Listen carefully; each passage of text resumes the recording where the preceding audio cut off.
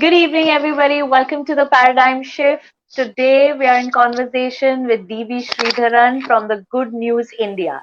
Good evening, Devi. How are we this evening? Good evening, Deepshika. I'm fine. I'm feeling good, Very ready to good, go. very good. Ready Flattered to to, go. flattered to be here. That is so good. So, let me read a little bit about you. After a career as a seagoing engineer and other assignments ashore, Devi Sridharan published goodnewsindia.com. An anthology of stories from it has just been published.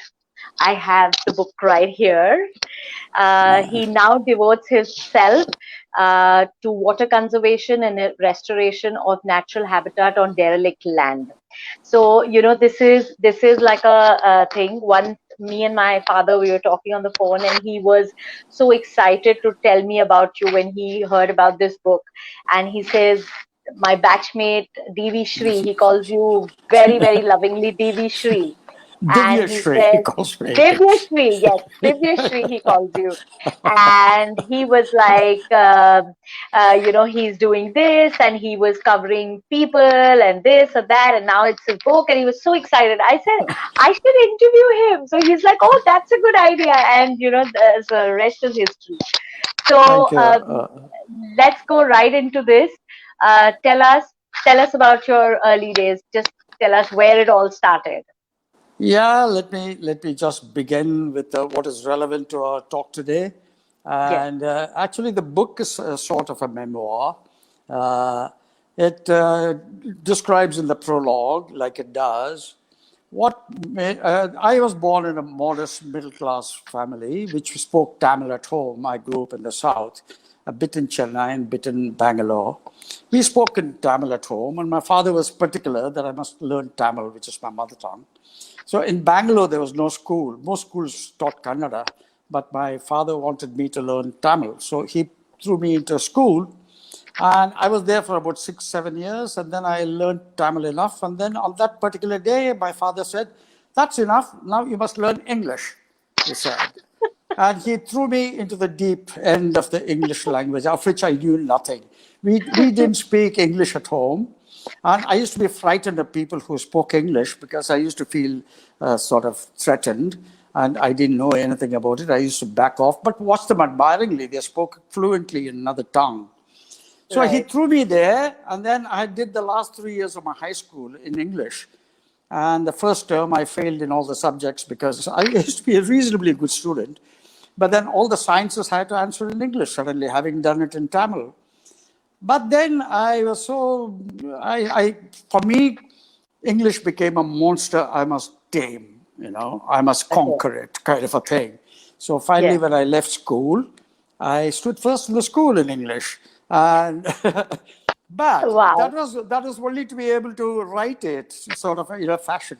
But I had no confidence to speak it. But that became the next challenge. I used to be daunted by having to speak, and I was frightful of making mistakes and mispronouncing words and things like that. I was all of 15 and 16. I couldn't speak in English, but I could read it. But Right. just short pieces.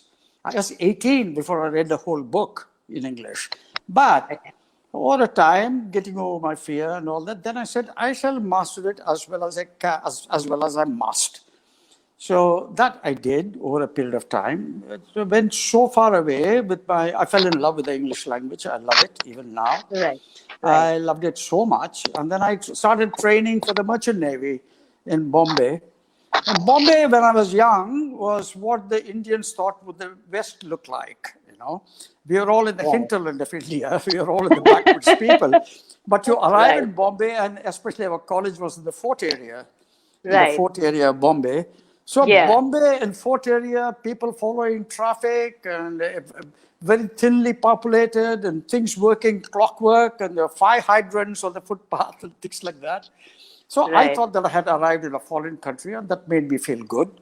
We wore Right. uniforms, white uniforms, stockings, and pig caps, uh, Wow. and we enjoyed being gazed at by young girls. And then we used to walk around. Hmm.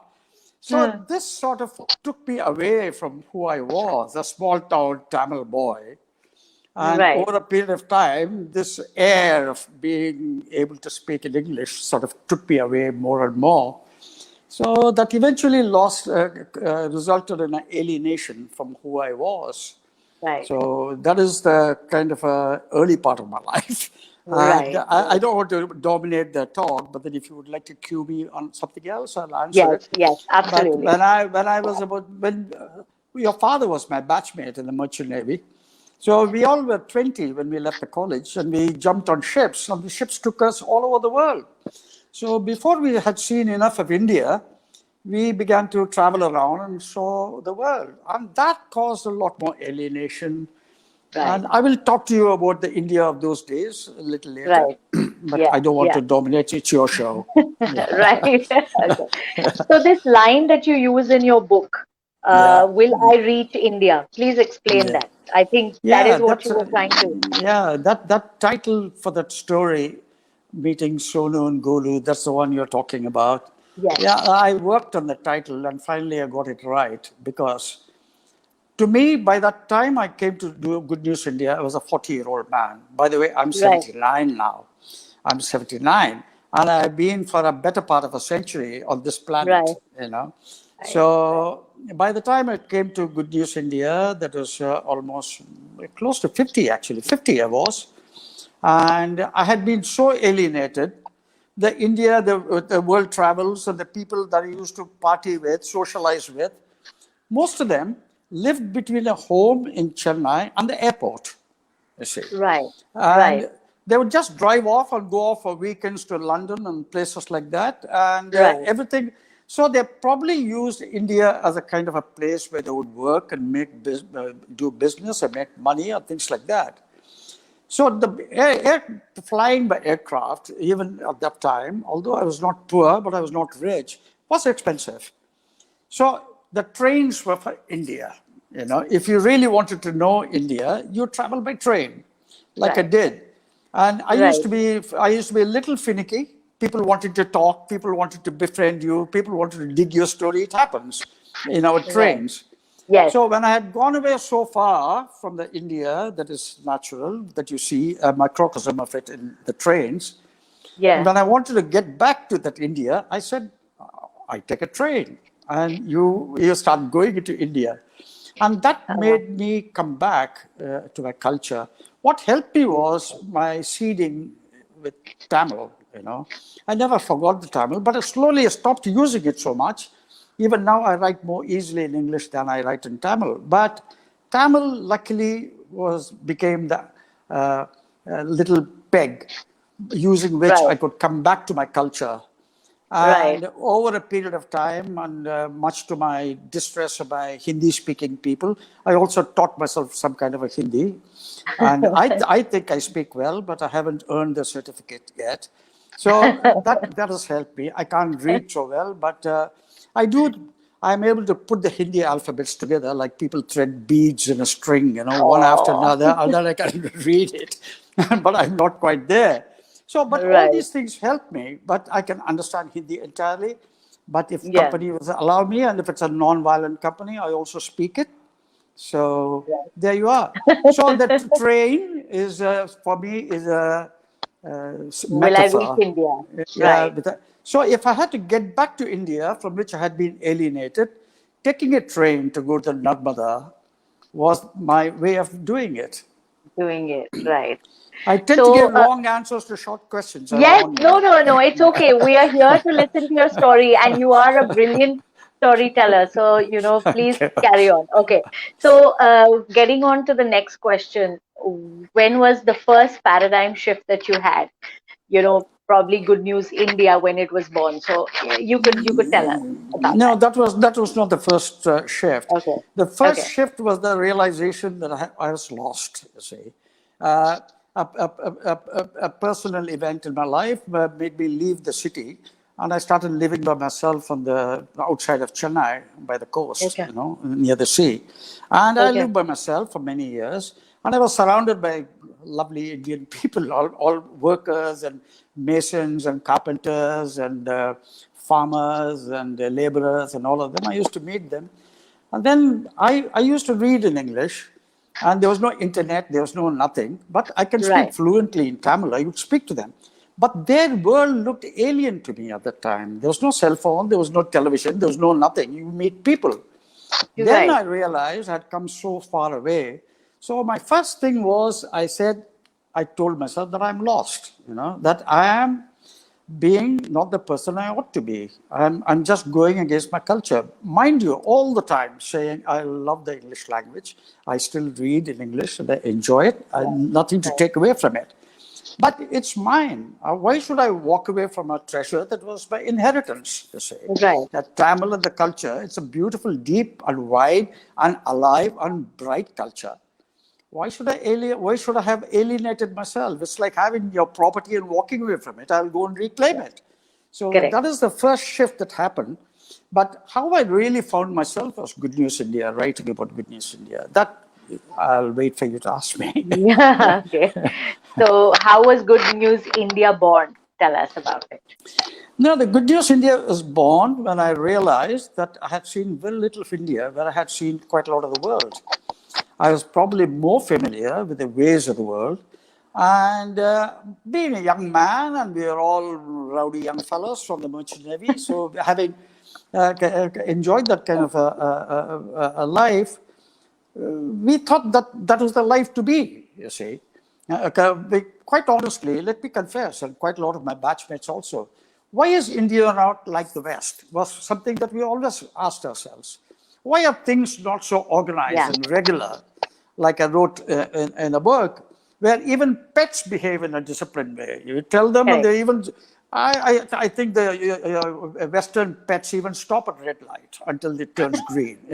Right. But no, but we are we are free people. That used to bother me. And our time, of course, 1960s when we went to when I went to the Merchant Navy training, and the 70s when I traveled the sea.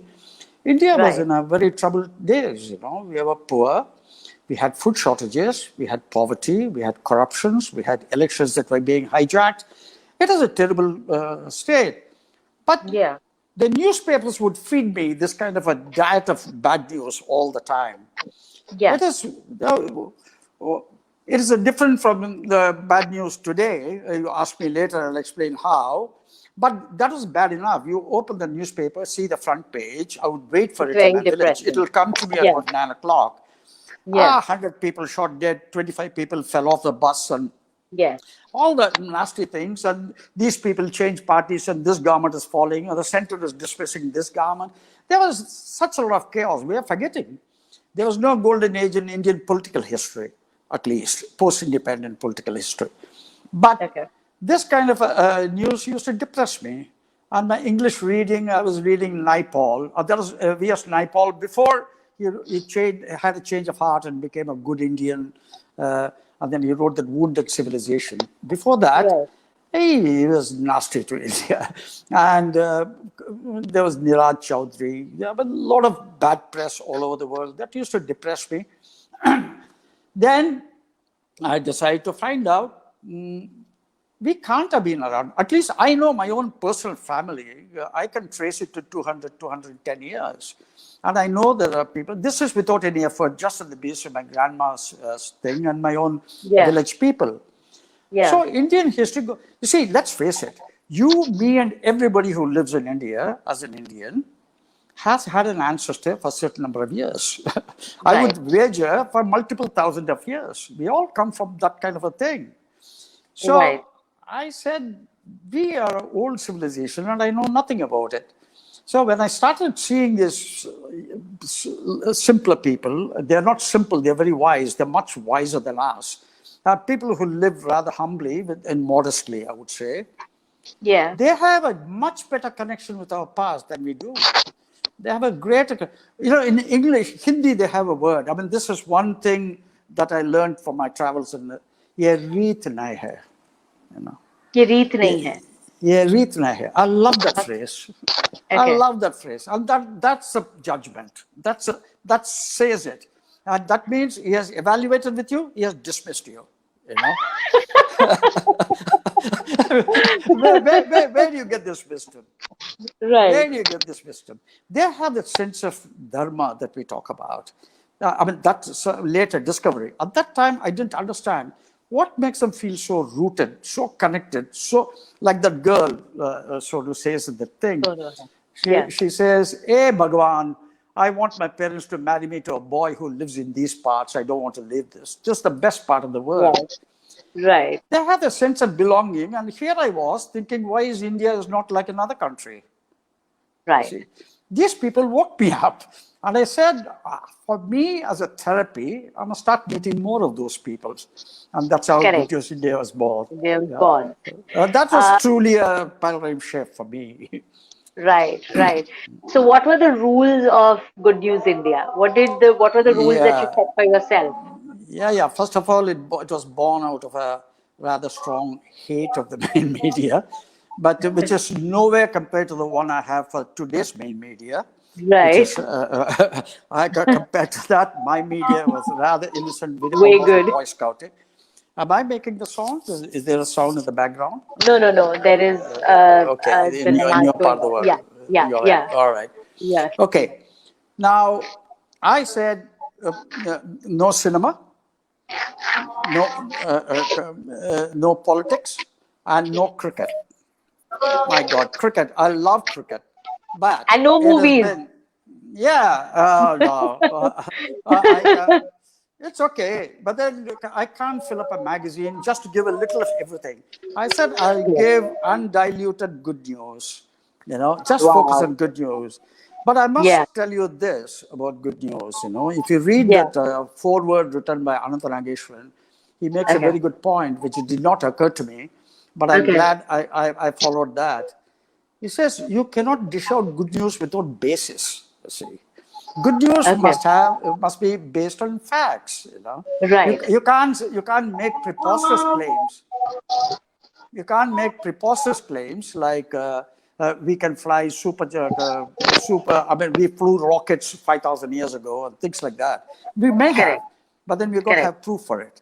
So you've got to validate your good news. We can't make boisterous, preposterous stories. So that I follow the rule.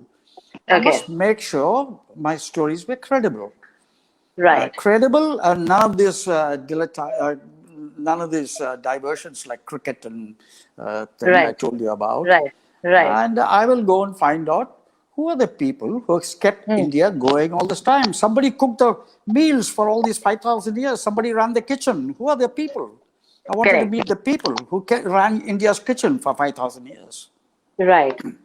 and kept us So fed. that Yeah, so that's how Good News started, and that's how the rules Yeah. started. So, like, how did you begin? Because you've done this single-handedly. So tell us everything. Like, what did you do? How did you head out? Everything. Yeah, I think I did single-handedly because that was the only one possible. Because to begin with, I don't think anyone, if I may, it sounds like a brag, but I can Yeah. fairly brag that Good News India, my website, .com, which I still own the website domain name, pioneered a genre of good news because I know that at the time I used to get a lot of active mail. A lot of people overseas used to say, I want to start Good News America, I want to start Good News Australia, I want to start Good News Belgium. Oh. So Huh. this took on. So I began that kind of a movement, which is now Right. well taken, undertaken. That's all right. I'm happy. It's more going Right. on. I Right. pioneered that I will just give true, honest, verifiable good news and nothing but good news. And Right. now, where do you find the good news? See, the good news used to appear, if at all, in the inner pages. Say, for instance, the Hindu, the celebrated iconic paper of Chennai, would put it in the fifth page, fifth inner page, bottom right Right. corner, somewhere there'll be 3 lines. Somebody Correct. got somebody got a prize for planting trees or something. The story was not that the person planted the trees, but that the story is that the person got a prize, you see. So you got to make the difference. So I said, that's a skewed emphasis, you see. Right. The real Right. story is that that person planted trees or dug a Please. well or did something. But Yes. this is what I said I'll turn it around. The Right. person is the important thing. That the person got a prize is incidental. It's more a self-flattery for the man who gave the prize, you see. So, Correct. so I chose my characters for the depth of their work, for the sincerity of their work. And as I Right. went along, I'm not a trained writer. I never written before, except for college magazine and stuff like that. Right. So internet enabled me.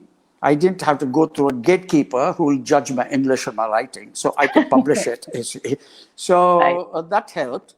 So I slowly sort of, I would say perfected. I sort of categorized how I should do it. Okay. Be truthful about the story and do the in-depth interview and reveal the person that you're interviewing. That's important. Beautiful. So that the person becomes an inspiration to others. That was the idea. The idea of that inspiration so that you emulate and do something. You know, people are doing something Right. for India. Do something for yourself, by yourself. Right. That's the Right. idea. Right. So good. So this went on for how many years? You started in, I think, 2000. Yeah, I started in 2000 and it was a hard going job. I was a lone person, and that's for two reasons. One, I couldn't, there weren't many people. I did ask a lady in Chennai whether she would work with me on this. She said no, that I could see that it did appeal to her, but she didn't, she was busy, so she couldn't do it. But I didn't, I'm not a team man. I'm a loner. Having been at sea, Yes. I like to be by myself. So I'm not a team man. Even today, I'm not a team man. That's a flaw. It's sort of flattery that I give myself. It's a flaw. So Yes. I said, I will go and do it myself. And I learned how to set up a website. I set it up myself. I taught HTML, and then later on I set up the backend and database and all that. I taught myself and set it up.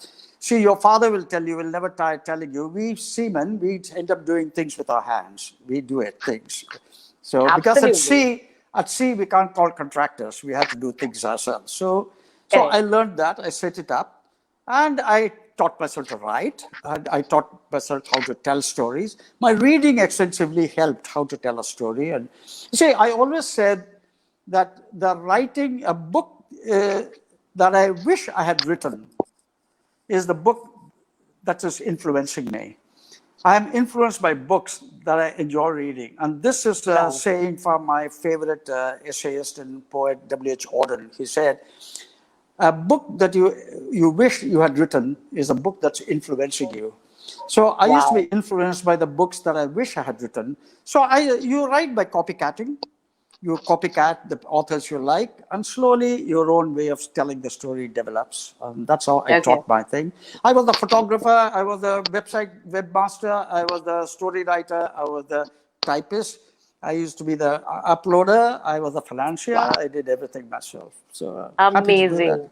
It's a shortcoming, Right. but it helps. It does. And so this went on till 2012. Yeah, 2006, I gave a break.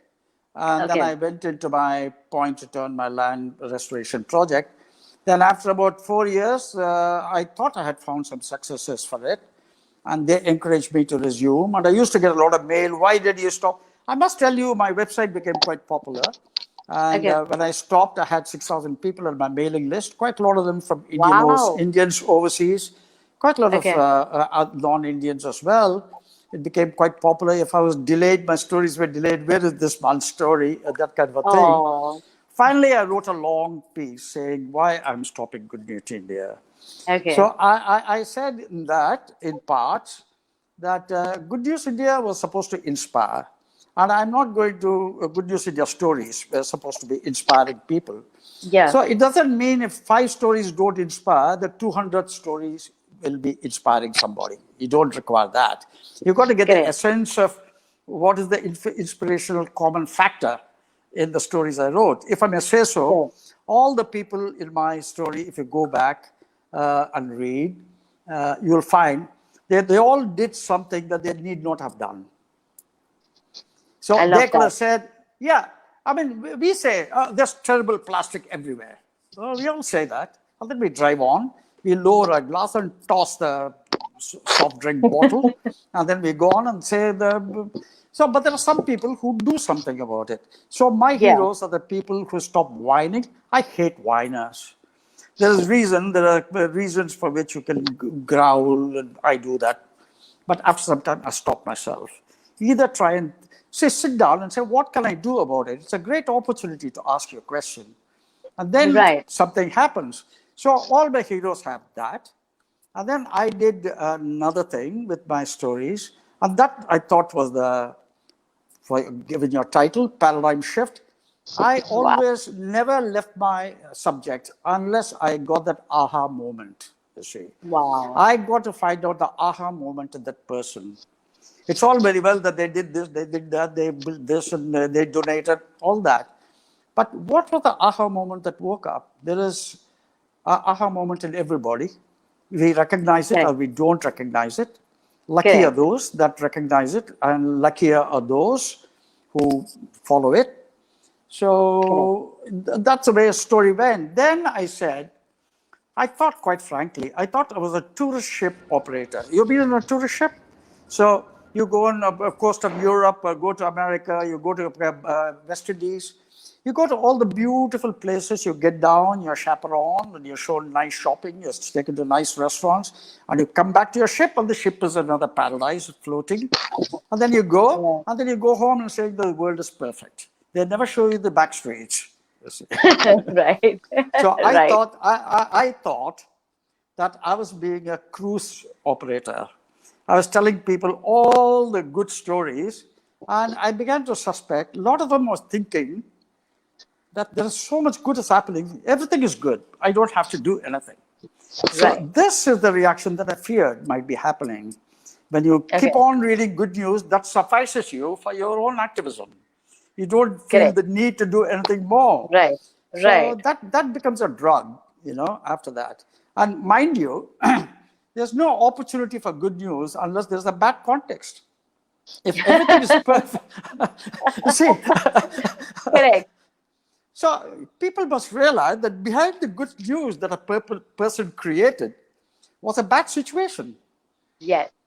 So that is why we got to take this good news stories with caution, like a tablet with side effects.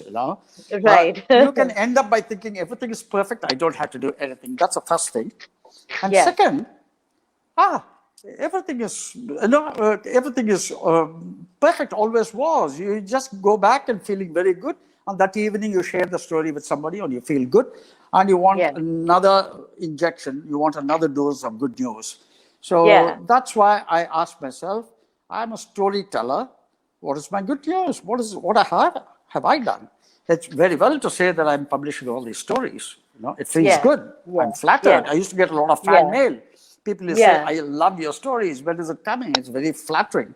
So you can get lost in that. So I didn't want to Correct. get lost. So I said, let me switch now, try and show something for my having traversed that world for better part of a century.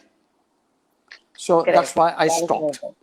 That's why you But I saw. did come back and do two stories, and they turned out to be, Okay. now looking back, quite interesting. Anyway, Yeah. uh, Yes, let me stop there. that was just so while you were saying all this, I'm thinking the paradigm shift is so much like Good News India. I am drawing comparisons, and like you said that you used to get your stories, so here we are doing stories every Wednesday and Saturday of Yeah. amazing, inspiring people like yourself who go out and do something different. And like you said, the aha moment that yes, like when I'm talking to my guest and when I get a reference or Look for when I'm that. reading a story, yes. And also, like you said, like when you were, I remember when we were having our first conversation and you said, I stopped Good News India because I wanted to create my own good news. And then Oh, and then when you, now that you are going to tell us about the point of return, no, point return, point point return. return, point return. I hope I didn't put it as pompously as I might have. I didn't say I want to go No, and create my good news. I mean, that seems like a Prometheus coming to do no, something. No, no. I just asked myself, I can't spend my time just dishing out good stories. I don't Good know how news. people live with themselves dishing bad news. I have my worries about them. Oh my God. Dishing good news is bad Yeah. enough. But there are some Yeah. lives all over India. I see plenty of lives in India, which from morning till evening are willing to dish out good news or consume, dish out bad news or consume bad news. And there are Yeah. enough people. Good luck to them. I hope they take care of themselves and cure themselves. But Yeah. good news can be just as bad. So Correct. So that's where you start. I wanted to say, I will put it this way. I think this is Right. exactly how I asked it. Let me find something worthwhile to do that I can leave behind. Right. Amazing. Not That is not as a beautiful. not as a main road placard. Go here to see DV's landmark. No, not like that. Not like that. But Yeah. something like that, something that will endure for a while and be of common good. So Beautiful. that's the way I did.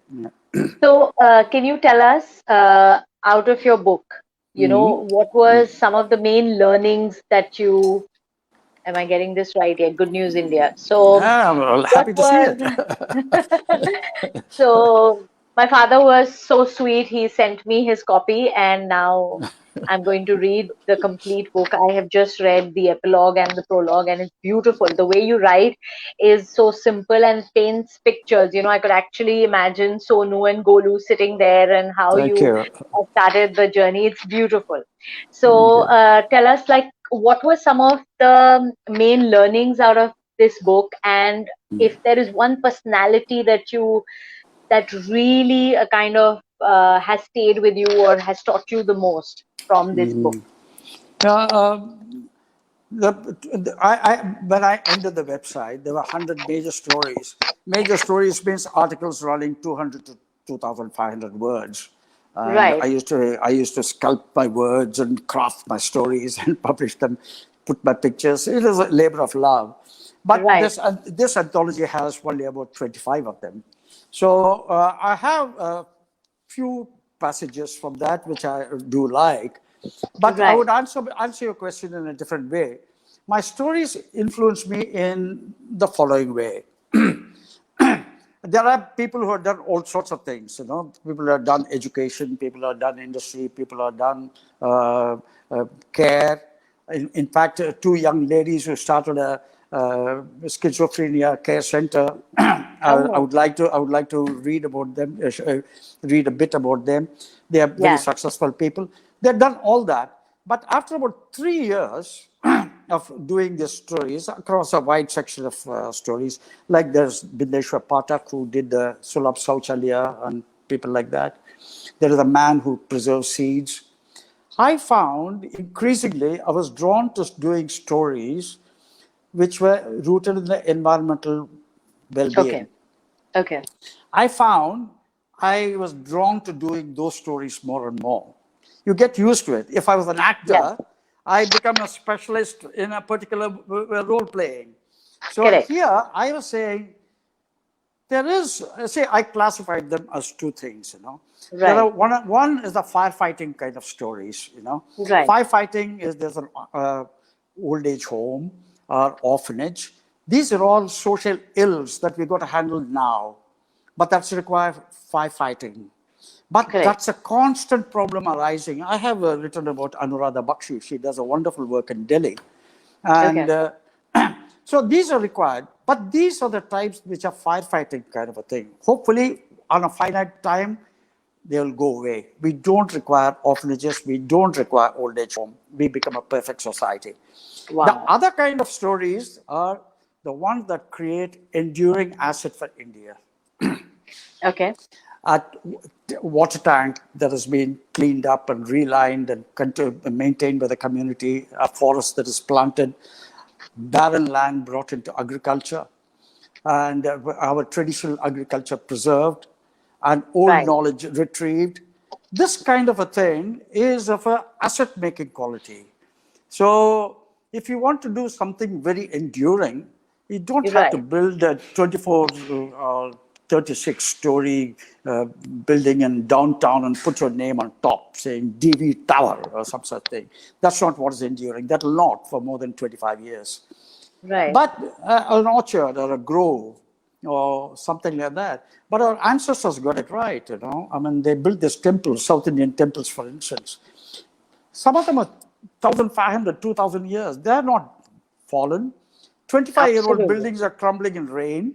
Yeah. They have not.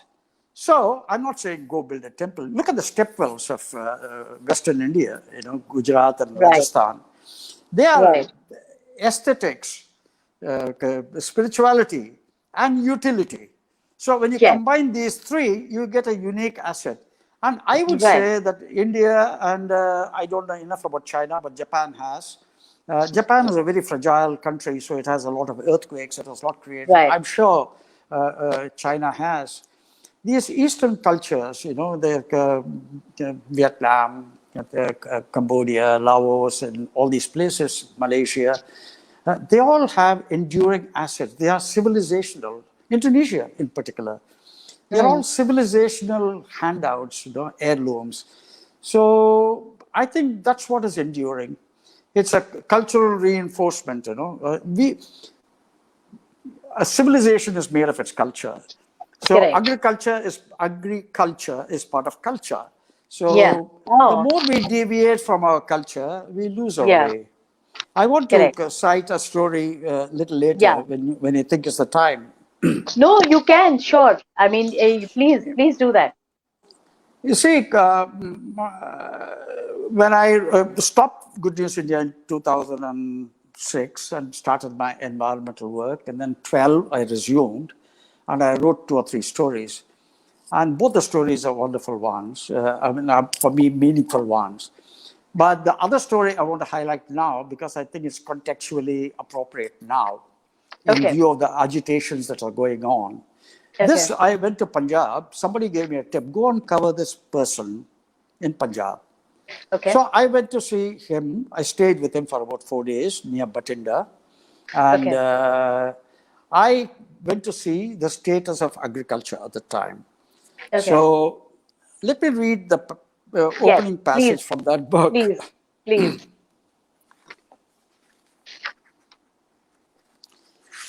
So this is the story. Yeah. And it says, retrieving Punjab's poisoned lands. This I Okay. wrote in 2016, I think, 2016 and 2012. Okay. Now, let me read the opening passage. Right. In 2001, Jarnail Singh, a recently retired schoolmaster of Jajjal village in Punjab, Malwa region, began a macabre hobby. For about 5 years, he had frequently been within earshot of villagers in small, subdued huddles. It was cancer, they would whisper, and roll their eyes as if to avoid a lurking devil. Was it actually at large, a devil, scything through the people, or was it all just rumor? Singh, our headmaster, decided to keep a meticulous record of cancer deaths in the area. This is in Punjab. His list began to grow ominously. Within the next year, the village of Harkishanpura publicly advertised that it was offering itself for a distress sale as its economy had collapsed, following the loss of majority of its agriculturists to cancer. Oh. What could the matter be? I mean, the miles of green fields in the home of India's green revolution, in the land of our 5 rivers. I'm sure you know Punjab. Look at it, verdant, flat country. How could sturdy, prosperous, hardworking Punjabis be felled with such ease? When Jarnail Singh released the statistics, the ground under paradisal Punjab rumbled.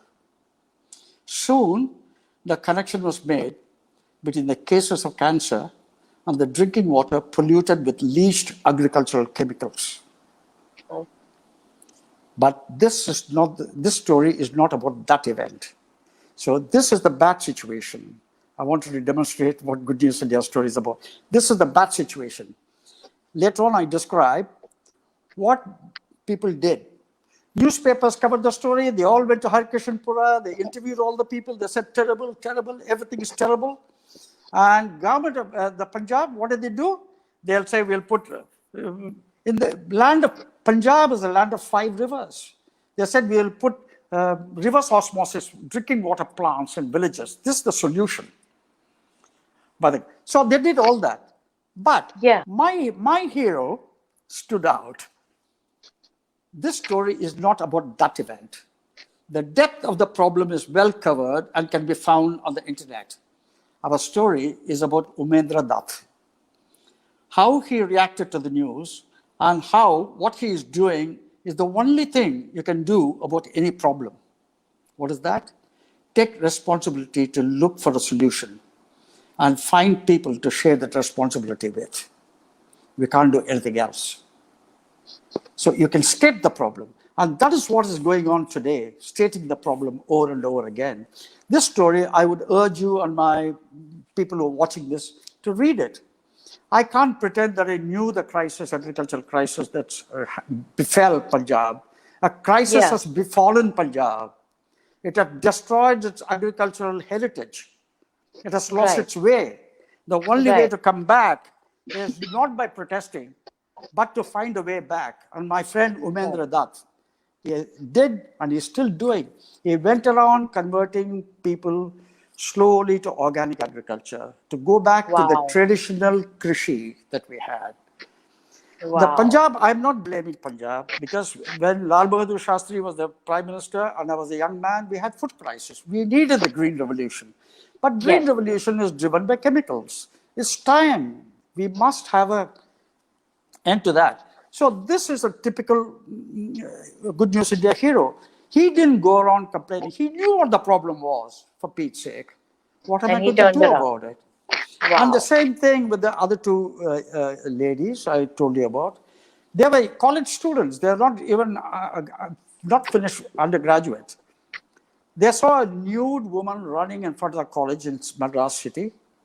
A poor woman. She was obviously out of her mind. She was running up and down. People were gazing and walking by. These 2 girls rushed to the hostel. They were staying there, brought a bed sheet and wrapped it around that lady and brought her into the college hostel, told the hostel warden that they want to keep her, and they found their mission. They said, and since then, they found lost women and cured them. Schizophrenia and things like that, curable. And then the institution called Banyan and Vandana and Vaishnavi, that story is there. So they saw the problem and others walked away from it. They did something like that. So this is time, if I'm not going on like a lecture, this is the difference I find between the bad news of my time and the bad news of this time. Right. The bad news of my time there was bad news, you see. Right. There was bad news. There was food shortages, there was famine, there was beggary, there was cheating, there was tax avoidance, there was bribery, there was political skullduggery and hijacked elections. It all happened. But today, they did not put the good news, but they put the good news in the front page. The stories that they put was bad news, but that's true. Right. But today they manufacture bad news. Absolutely. This is my grouse with the media. They manufacture bad news. You see. Yeah. So I have a call on what the intent might be, but I won't go into that because that's not the subject. But this didn't happen in our time, and I think the social media was not active, so they had a free. My time, I think, looking back, they were beautiful, innocent people. They didn't do their homework. That's all. They didn't miss school or they didn't gallivant. My print media of those days. But here, there are crooks wandering around to make up stories. Right. And that is the terrible context that we are talking about now. So this is one of the stories, and the other ladies, and almost all of them are my favorites. And that is why you chose them out of all the stories and put them in a book. Right. Of the rest, I wouldn't say looking back. I would endorse all the stories that I wrote. Some of them will fall on the cutting room floor. I would keep them. And I even interviewed a politician who became a charlatan later, so I won't name him. Okay. But Yeah. I thought it was a good story. Okay. Uh, but most of my heroes conform to that. Yes. Right. Okay. Now this is beautiful. Now you had finished Good News India. Now tell us, where are you now? What are you doing now Yeah. with your derelict land and everything that you're doing with it? Because that's like the amazing thing that you're trying, leaving a mark, like you said, or building something which will No, remember you by. hopefully it'll not erase itself. I'm a little anxious man. I began that quite late. I was 79 now. I was almost 65 when I said, what is it that I want to do? So I didn't Okay. want to get back to farming. No. If a farmer is farming, what am I doing? Taking him out and putting myself there. I mean, that's nothing. Correct. I've done nothing. So it Correct. occurred to me that I can take an absolute piece of barren land, which nobody Yeah. wanted, and an abandoned piece of India, an orphan child of India. That's what I call. It is part of Okay. India, but nobody Yeah. wanted. No food should have ever grown. There should have been no topsoil. There's no water. There's no plant. There's no plantation. Nobody wants it. So I'll take it and I'll raise it like my child, a girl child. I'll raise it like my daughter, and I'll Okay. turn it green and I'll leave it behind. This is the megalomaniacal dream. You need to be a megalomaniac, and Okay. all these guys who set out to do something have a trace of that, and I have it too. So I said, let me take this barren land. I went around searching, and it was very hard to convince people that I wanted people abandoned land that nobody wanted. And Right. I finally found a piece of sloping land by a hill. It was sloping down rapidly, and that slope was caused its downfall because the rainwater used to take off all the topsoil and put it somewhere, and it eroded everything. And it was full Right. of pebbles when I saw it. But I saw a grand link of small hills at the back. And the hills, Right. luckily, Right. because people feared that there may be ghosts there, nobody went there. So they left it alone, and that remained green. And Okay. the chain of hills looked forlorn without company and lost. The foothills were Wow. completely barren. So I said, oh, it's a moment of folly sometimes. Sometimes when you got to think in prose, you think in poetry, and you can get into trouble. And so I said, let me turn this green and leave it behind. I started that 16 years ago. I'm still at it. Wow. I have fairly succeeded, but I missed many turns. It's not the way I began. My dream when I began was one thing, but it's getting anywhere. There's been a lot of course correction. Sometimes I feel I'm being guided in the right direction, and sometimes I feel I'm very lost. I am a concerned man, but I hope I leave it in some kind of a shape. But it is changing. Lots of trees are growing. I planted Wow. trees for color, fragrance, and bird friendliness and food friendliness, and nothing to Wow. tempt man in that parcel. It's a large parcel. It's only about 6.5 acres that I planted. I got to plant some more. And I harvest 4 million liters of water per year, and I'm very proud of Wow. that. And I would like to repeat that, if you don't mind. I harvest 4 Please million do. liters of water per year. And Wow. I charge it into the ground, and I consume far less water than I harvest. And all the water I harvest every year is going into the account of Mother India, and it's going there, Wow. and it's residing, and it flows everywhere. And when I speak in this manner and give myself that reverie, I am flying. But then when something's set back, when I don't get help, when I can't get my things done, I have a setback. But it's part of it. It's an adventure. I'm enjoying myself, but I don't want to enjoy it for too long. But I Wow. harvest 4 million liters of water, and that's a reality. My trees are coming up. Bird count is increasing. Animal count is increasing. We have Wow. porcupines, hares, peacocks, monitor lizards, mongoose, Wow. I think I told you fox. And we have a wild Yeah. boar recently in the sites of something. Wow. And bird count is increasing. It's Right. it's a, it's a lovely place. It's a lovely place. I hope it becomes a stable place. Yeah, that's what Beautiful. I'm doing. So I think it's a work that will not end with my life. I think it'll go on. And Beautiful. I'm anxious about it, but I'm at it now. So this And I there is a feel, school. And there is a school as well yeah, on your land. the school was done. See, original intent was the entire thing to be a natural habitat, Right. where a little bit of agriculture will take place on a reclaimed land, not in a place where agriculture had Yeah. happened. No Yeah. agriculture ever happened. I almost got it on a certificate that there's no agriculture ever took place. Right. But I wanted to reclaim some portion of it for agriculture. I wanted a small commune to live there, about 10 Yeah. people. And I would bequeath the land to the commune. They will have all the rights except to sell it. They can't sell it. And they can pass it on to others and go away. But they can enjoy all the proceeds of that. So we made an attempt. 2, 3 people came, but their experiment failed.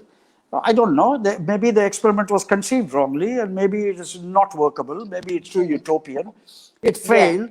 Then, Okay. when that failed, I got into a panic. I don't want this land to fall in the hands of some developer who builds a wedding A hall or mall. something, a mall or something. Well, luckily, it's too far away for a mall, but then you never know. He might Okay. send buses to bring people to the mall. But I don't want this land to be, I don't want to make money out of this land. I want to leave it in public hands. So I gave the land to a school because I wanted it to be a placeholder. When children come and go, when more and more people gather, they take ownership of the place. And it'll be Right. very difficult to alienate the title of the land. That is why Correct. I don't want the title to be alienated. Right. So that school started 250 rural children, and they go past the little hut that I have and say, Namaste, DVG, they say to me. About Wow. 10 of them, they go. But alas, the last 1 year, it has fallen silent because of COVID. COVID. Yeah. Right. I know. So I just want to read couple of comments. There is Dannappa Mirji who says, Oh, "Get yeah. on, doing well," and he says, "I was a visitor with my family of Chennai long ago. I think he visited you." There's Yeah. Pavitra Srinivasan who says, "Shri DVG," and she sends you a lot of claps. And yeah, so that is it. And I'm sure a lot of your batchmates Yeah. are watching. Okay, Yeah. so No, Danapa didn't you come to this place. Yeah. He came okay. to another one. Yeah. Okay, all right. Okay.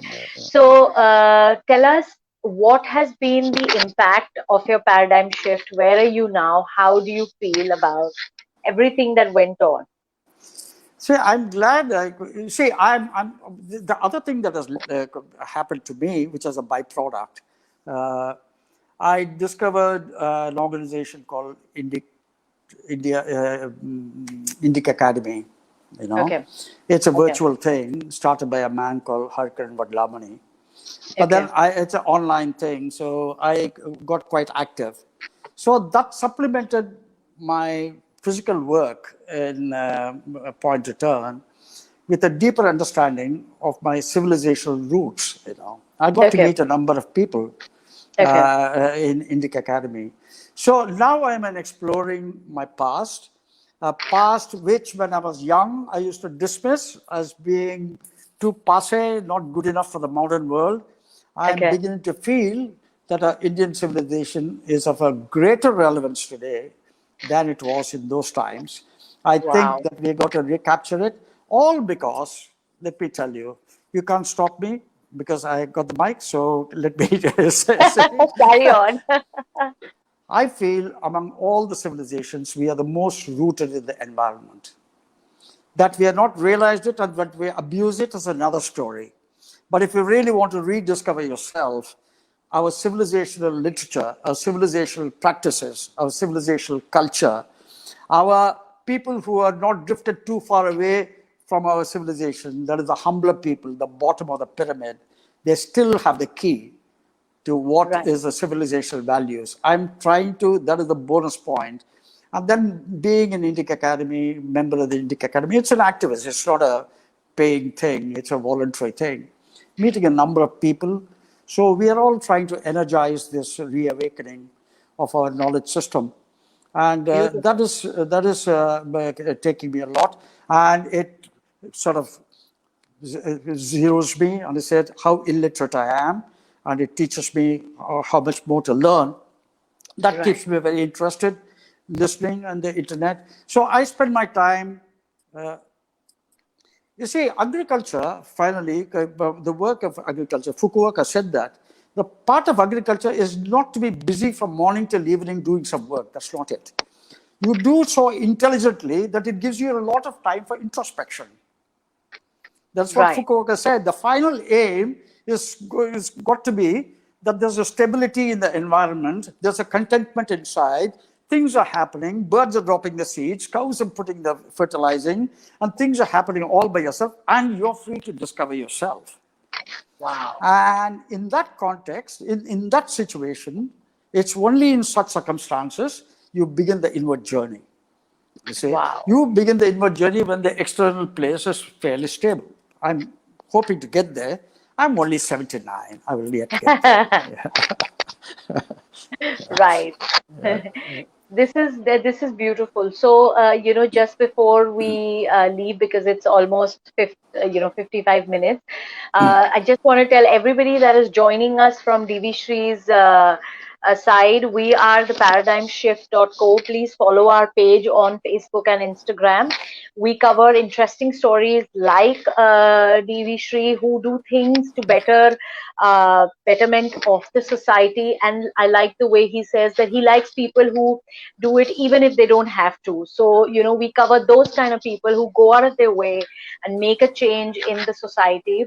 And everybody that is joining us from the Paradigm Shift, please, buy Divi Shree's book. That is Good News India. We'll be putting the Amazon link. Yeah. We'll be There putting you the Amazon are. there, yeah. We'll be putting the Amazon link in this interview, and that'll be nice. My father, Atul Raizada, says he researched, he talked to people, wrote about them, and then put the whole thing in practice by making the barren land alive along with water harvesting. Just wonderful. He's super proud of you. So, so anything that you want, a last message for our viewers that you would like to say? Well, you're good news yourself, Deepshika. And I like the work you're doing. Browsed some of the episodes that you did. Keep doing that. You see, as long as it's based in truth, we need to hear positive stories. Yes, Positivity is very important, you know. yes, But yes. there's no point in having outlandish imagination and imagine something to have been positive when it was not. I mean, if Right. something was not right, you got to face it and accept it. See, today is a hard times. We got to face the barrage of constantly pouring garbage of bad news. Made up Right. news. Right. It's not fake news. It's evil news because it's brewed and produced and sprayed all over. So Yes. we need to hear genuine positive news. So Yes. that we got to make sure people don't brag the wrong stories, but brag the good things. We got to be in search of the positive things, and you're doing a great job. Thank And thank you. I'm flattered for the attention that you gave me and having me on. And I enjoyed talking to you, you. lecturing you. I hope I didn't No, no, lecture it you. was Thank it you. was a very very beautiful conversation. Thank you so much for your time, and we hope to see a lot of we can share things that you do on Good News India of your page, on our page, and continue to spread good news and continue to spread the good work. That is so nice. Thank you so much. Good evening, everybody. Thank Have a you. great weekend. Have a great Sunday. Bye bye. See you. Thank you.